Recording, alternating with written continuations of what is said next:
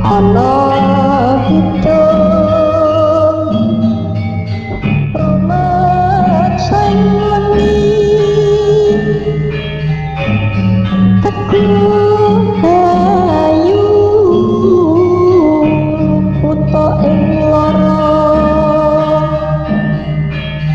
puto pilai kabeh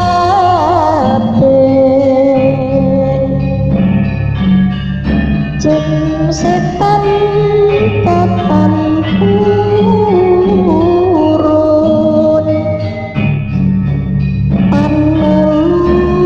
Namaku Sarni, ibu dari 3 anak, tinggal di satu desa di Jawa Tengah. Kejadiannya sekitar 2 tahun yang lalu. Kami hidup pas-pasan, bahkan bisa disebut serba kekurangan. Bagaimana tidak? Suami hanya seorang buruh tani, sedangkan aku tukang pijat dan kadang-kadang jadi buruh cuci baju. Ya, apa ajalah akan aku kerjakan demi keberlangsungan hidup kami. Anakku masih kecil-kecil. Anak pertama laki-laki masih SD kelas 3 namanya Darmo. Yang kedua perempuan SD kelas 1 namanya Ningsih. Dan yang bungsu juga perempuan, masih belum sekolah namanya Gendis. Darmo tiap hari membantu cari ranting kering untuk dibakar saat masak. Aku tidak jarang menangis sendiri ketika anak-anakku harus makan ubi yang kutanam di halaman belakang. Rumahku tidak jauh dari hutan, di mana aku sering mencari buah apa saja yang bisa kami makan. Misalnya pisang, jambu, pepaya, ataupun mentimun. Aku baru bisa masak nasi setelah ada yang butuh pijat. Suamiku sendiri tidak tiap hari menggarap sawah, tergantung dari pemilik sawahnya. Namun jika lagi rejeki, tiap hari suamiku dari pagi hingga menjelang maghrib mengolah sawah. Mulai dari membajak, menanam, mengairi sampai memanen padi, termasuk menjaganya dari gangguan tikus. Pagi itu aku hendak mengecek ayamku. Barangkali bertelur, lumayan bisa aku jual untuk biaya sekolah anakku. Aku cukup kebingungan ketika melihat ayamku tinggal 4. Kemana ya yang satu lagi? Sambil aku cari di kebun belakang sampai ke pinggir hutan, tapi tidak kutemukan. Sepertinya tidak mungkin kalau dicuri orang. Karena desaku tidaklah besar, sangatlah mudah ketahuan seandainya ada yang mencuri. Sesaat mataku tertuju pada batang pohon yang ada di ujung kebun karena ada sedikit ceceran darah. Aku terus perhatikan dan ikuti tetesan darah itu. Hampir di pinggiran hutan, tetesan darah itu tidak ada lagi. Tapi aku terus mengamati tanah di sekitar aku berdiri sampai ke pinggir hutan. Dan aku menemukan lagi ceceran darah di tanah ke arah hutan. Aku yakin ini darah ayamku. Tapi apa yang melakukan ini? Jika hewan buas, sepertinya bukan. Karena ini hanya hutan kecil, tepatnya kebun liar. Namun jika manusia, mengapa harus membunuh terlebih dahulu sebelum ayamku dibawa? Pikiranku lagi berkecamuk akan kejadian ini. Sesampai di rumah, aku menceritakan kejadian tadi pada suamiku. Dia hanya bilang kalau mulai besok pagi pintu kandang jangan dibuka. Kemungkinan besar dimakan ular, katanya dalam bahasa Jawa. Keesokan harinya, sejak subuh aku lebih sering duduk di dapur untuk mengawasi kandang ayamku. Siapa tahu ada ular atau orang yang mendekat. Aku tungguin sampai jam 8 pagi, tidak ada hal yang mencurigakan di sekitar kandang. Akhirnya aku tinggal untuk mengupas ubi yang telah tadi aku rebus karena anak-anakku sudah mengeluh lapar. Agak sorean suamiku datang dari Juragan Lumbung kalau mulai besok pagi dia disuruh menggarap sawah. Alhamdulillah mas, dadi suatu buku tulis nggo Darmo, kataku pada suami. Lalu aku ke belakang sambil menggendong Gendis untuk memandikannya.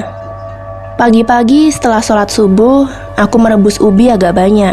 Di samping untuk anak-anak, juga untuk bekal suami ke sawah. Jam 6-an suamiku pamit berangkat ke sawah. Aku kembali ke belakang untuk mengawasi sekitar kandang ayamku. Sekitar jam 7.15, Darmo dan Ningsih ke rumah tetangga. Jaraknya sekitar 500 meter dari rumahku. Tetangga yang aku maksud itu seorang guru di sekolahan anakku. Anak-anakku rutin ke sana sebagai ganti jam sekolah yang dihentikan karena corona. Jadilah aku di rumah hanya berdua dengan Gendis yang sedang main di depan rumah. Aku masih di belakang rumah sambil dikit-dikit aku perhatikan kandang ayamku. Aku tidak tahu seberapa lama aku di belakang rumah. Tiba-tiba mataku menangkap satu sosok yang membuatku tak karuan rasanya. Laki-laki tinggi, kulit hitam, rambut panjang dan gimbal sehingga aku tidak bisa melihat wajahnya seperti apa. Juga tanpa baju dan tubuh bagian bawah hanya ditutupi daun pisang. Orang tersebut berdiri dekat pohon sekitar 30 meter dari belakang rumahku. Aku takut sekali karena penampilannya seram. Aku berpikir ini orang gila dari desa mana. Sebab selama ini di dusunku tidak ada penampakan yang seperti itu. Aku awasi terus orang itu. Gelagatnya seperti lebih sering melihat ke arah kandang ayamku. Dalam hati aku berkata, kemungkinan besar orang gila itu yang mencuri ayamku kemarin. Namun, kenapa mesti dia bunuh? Kenapa juga bangkainya tidak aku temukan? Aku menggigil ketakutan dengan kejadian sekarang ini. Dan aku makin deg-degan ketika pelan-pelan orang itu mendekat ke arah kandang. Aku mau berlari ke tetangga tapi jauh, atau aku teriak maling saja biar orang itu takut dan pergi. Aku putuskan keluar saja lalu berteriak sekencangnya sebelum ayamku dibawa lari. Ku buka pintu belakang, lalu aku keluar saja. Namun betapa kagetnya aku ketika sosok hitam itu sudah tepat di depanku. Padahal tadi masih sekitar 10 meteran dari rumahku. Samar-samar dari balik rambutnya, kulihat sepasang mata merah menatapku sambil menggeram. Rasanya aku tidak bisa berteriak karena mulutku terasa kaku. Dalam sekejap, sosok itu menabrakku, memegang tubuhku, lalu menyingkap daster yang kupakai. Selanjutnya, aku diperkosa olehnya dengan beringas. Aku hanya meronta-ronta di tanah, namun mulutku tetap membisu seolah-olah terkunci. Aku terkapar dengan rasa perih.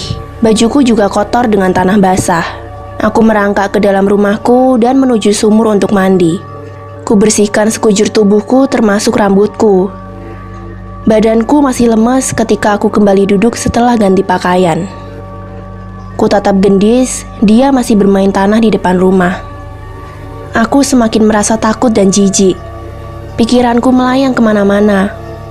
Apakah itu orang gila? Atau jangan-jangan genderuwo, atau biasa orang Jawa Tengah menyebut genderuwo. Aku makin takut ketika ingat sosok itu tiba-tiba berada di hadapanku. Astagfirullah, itu genderuwo. Air mataku tak terasa telah membasahi pipiku. Aku coba bersuara dengan cara memanggil Gendis. Gendis? Reneo dilin, Dis. Ternyata aku bisa bersuara.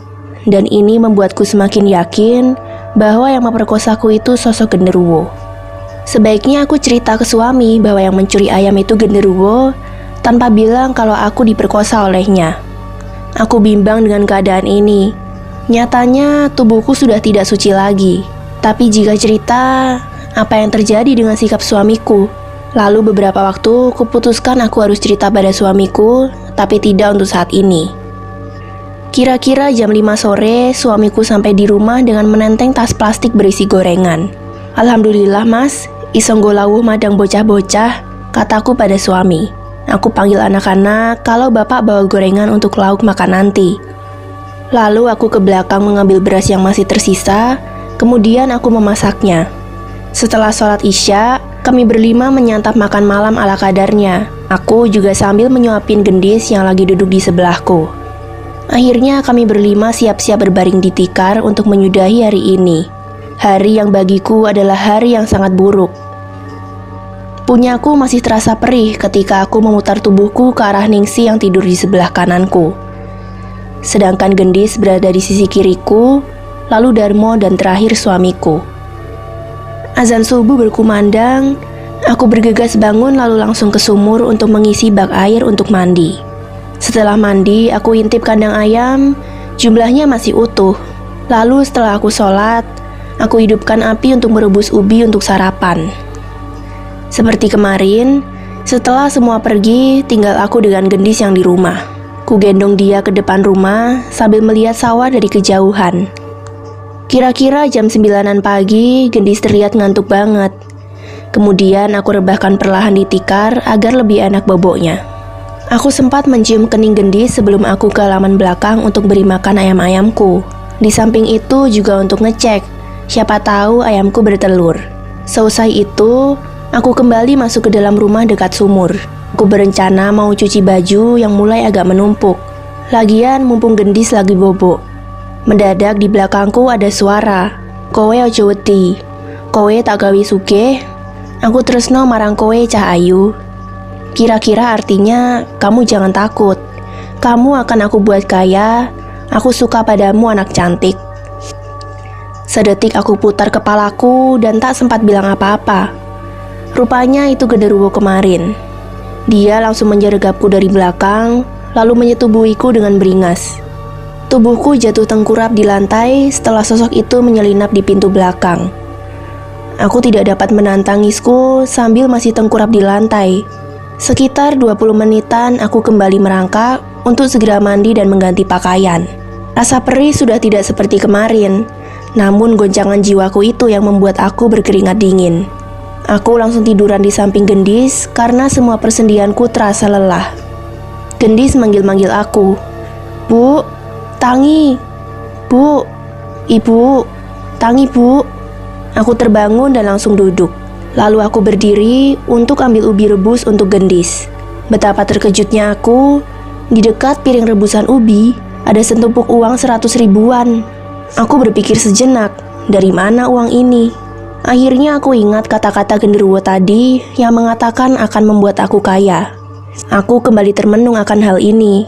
Aku ambil tumpukan uang itu, lalu aku simpan di atas lemari, dan aku kembali untuk mengambil ubi rebus.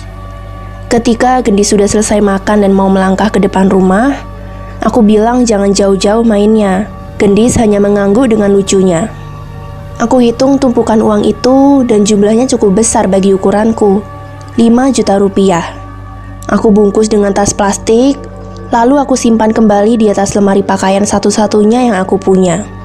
Seperti kemarin, sore ini suamiku pulang dari sawah membawa tas plastik.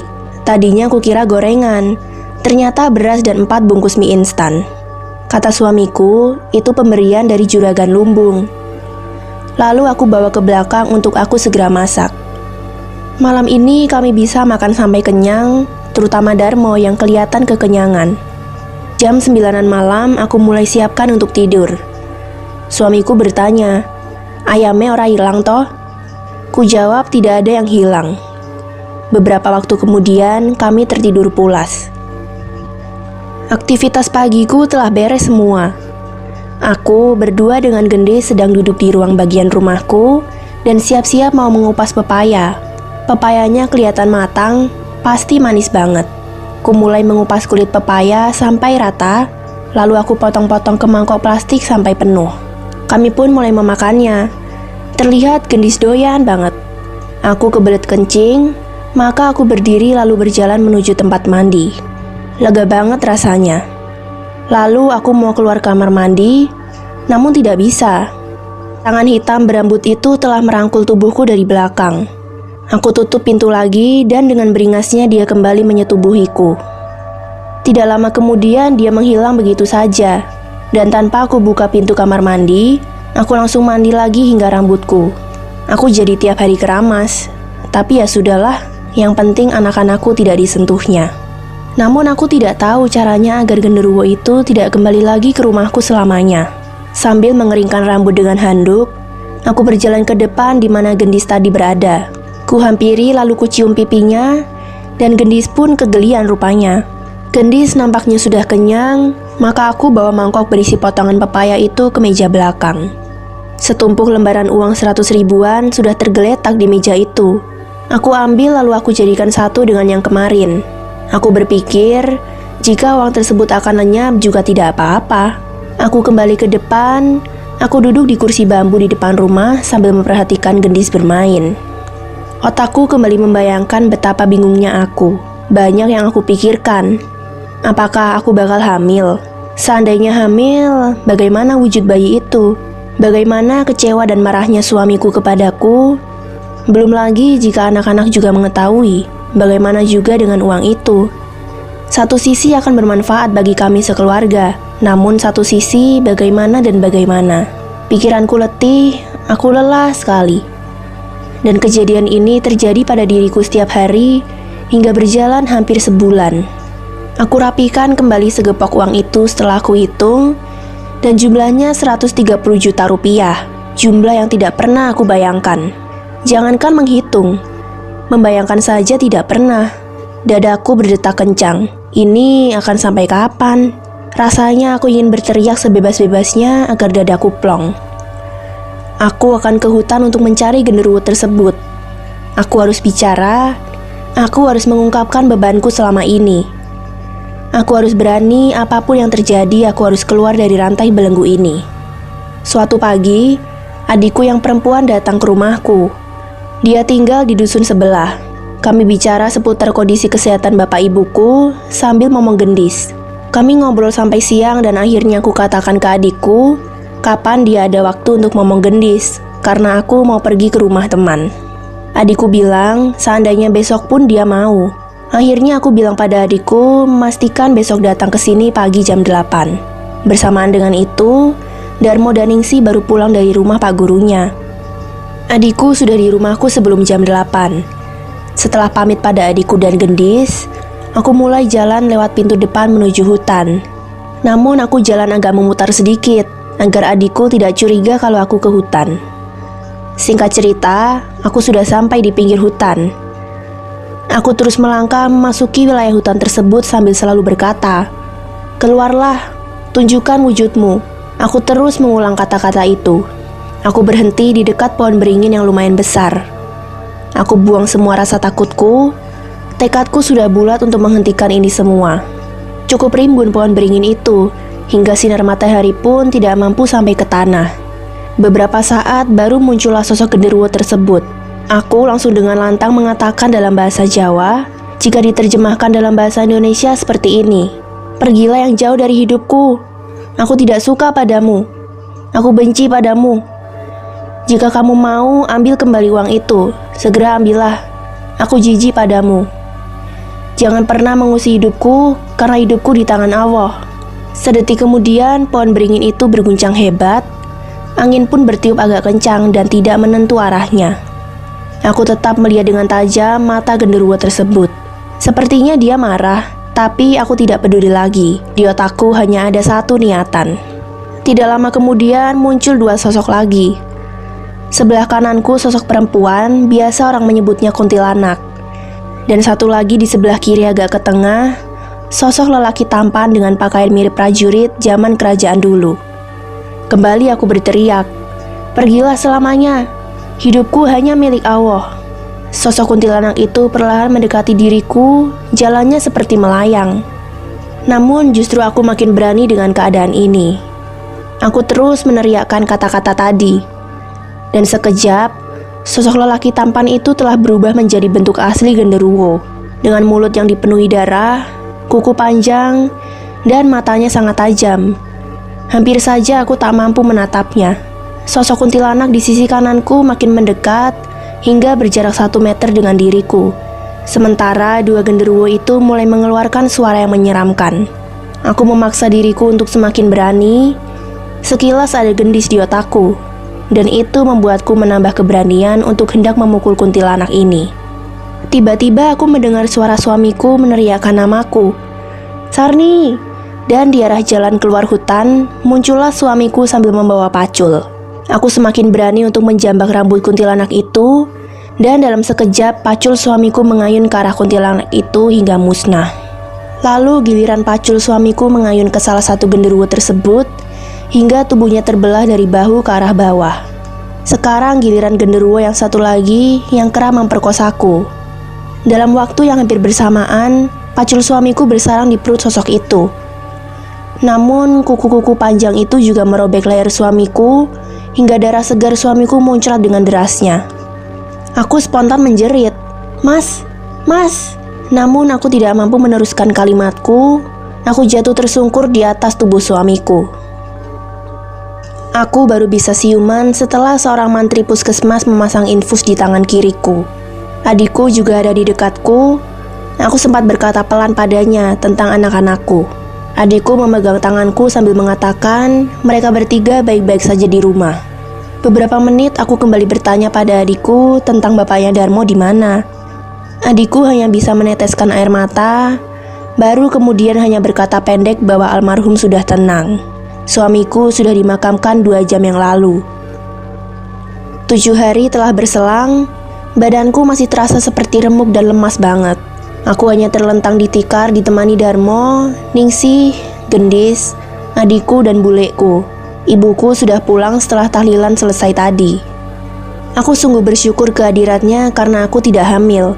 Dan satu lagi, aku juga sempat melihat uang di dalam kantong plastik besar itu masih ada pada tempatnya. Aku masih trauma dengan tragedi ini. Tapi aku harus tetap menjalani hidup ini demi masa depan Darmo, Ningsih, dan Gendis.